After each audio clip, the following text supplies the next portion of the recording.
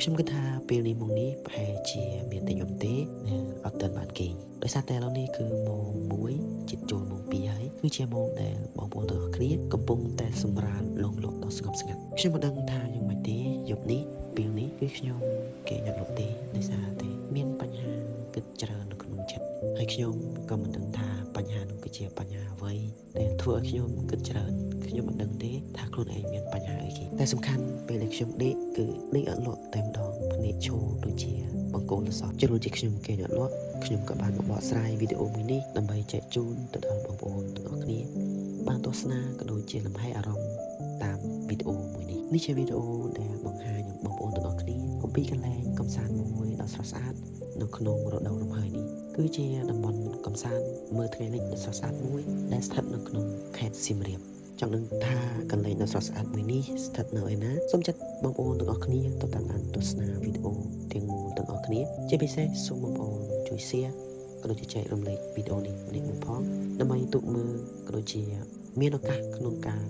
ធ្វើដំណើរទៅទីនេះតោះកុំឲ្យខាតពេលវេលាយូរទៅតាមដានទស្សនាក៏ដូចជាមើលអំពីទេសភាពក៏ដូចជាទិដ្ឋភាពថ្ងៃលិចនៅតំបន់មួយនេះទាំងអស់គ្នា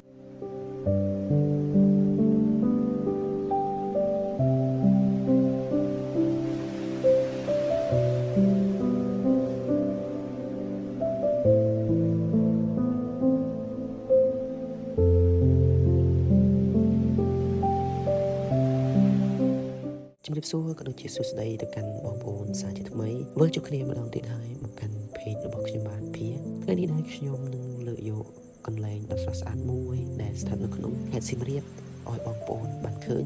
បានទស្សនាកន្លែងនេះមានឈ្មោះថាផ្លូវបេតុងជ្រាវដែលស្ថិតនៅក្នុងខេត្តសៀមរាបកន្លែងនេះដែរគឺជាកន្លែងដ៏ស្រស់ស្អាតខ្លាំងមែនទែនសម្រាប់បងប្អូនទាំងអស់គ្នាដែលចូលចិត្តទស្សនាក៏ដូចជាមើលទេសភាពដ៏ក្រហមឆ្អិនឆ្អៅទេសភាពថ្ងៃរៀបលិចដែលមើលទៅគឺស្រស់ស្អាតខ្លាំងមែនទែនកន្លែងនេះដែរបងប្អូនទាំងអស់គ្នាខ្ញុំធានាថាបងប្អូនទាំងអស់គ្នានឹងពេញចិត្តនៅពេលដែលបងប្អូនទាំងអស់គ្នាបានទៅទស្សនាក៏ដូចជាបានទៅដល់នៅទីនេះទោះបីជាខ្ញុំមិនបកស្រាយប្រាប់បងប្អូនទាំងអស់គ្នាថាទេសភាពនៅកន្លែងនេះស្អាតក៏បងប្អូនអាចឃើញជាក់ស្ដែងនៅក្នុងវីដេអូតែម្ដងកន្លែងនេះគឺមានបងប្អូនយើងជាច្រើនដែលក៏ទៅទស្សនាក៏ដូចជាទៅរីឡិចនៅក្នុងតំបន់មួយនេះនៅពេលរសៀលចាប់ពីម៉ោង3រហូតទៅដល់ថ្ងៃលិចខ្ញុំគិតថាបងប្អូនទាំងអស់គ្នាហត់នឿយពេកហើយនៅក្នុងជីវិតនៅក្នុងការងារប្រចាំថ្ងៃមិនថាបងប្អូនអ្នកធ្វើការឬក៏ជាអ្នកដែលនៅសិក្សាគួរតែទៅបន្ធូរអារម្មណ៍នៅកន្លែងមួយនេះខ្ញុំធានាថាបងប្អូនទាំងអស់គ្នានឹងបានធូរស្បើយបានស្រស់ស្រាយដូចអ្វីដែលខ្ញុំបាននិយាយខ្ញុំគិតថា10ឆ្នាំគឺអត់មានប្រមាណដងទេចឹងហើយអ្នកទាំងអស់គ្នាគួរតែរកក្តីសុខឲ្យខ្លួនឯងដើម្បីឲ្យខ្លួនឯងស្រស់ស្រាយនៅក្នុងជីវិតហើយវីដេអូនេះដែរគឺមានតែប៉ុណ្្នឹងទេសង្ឃឹមថាបងប្អូនទាំងអស់គ្នានឹងបានឃើញបានទស្សនានៅវីដេអូនេះហើយបើសិនជាមានកំហុសខុសឆ្គងត្រង់ចំណុចណាសង្ឃឹមថាបងប្អូនទាំងអស់គ្នាជួយស្ថាបនាដល់រូបខ្ញុំផង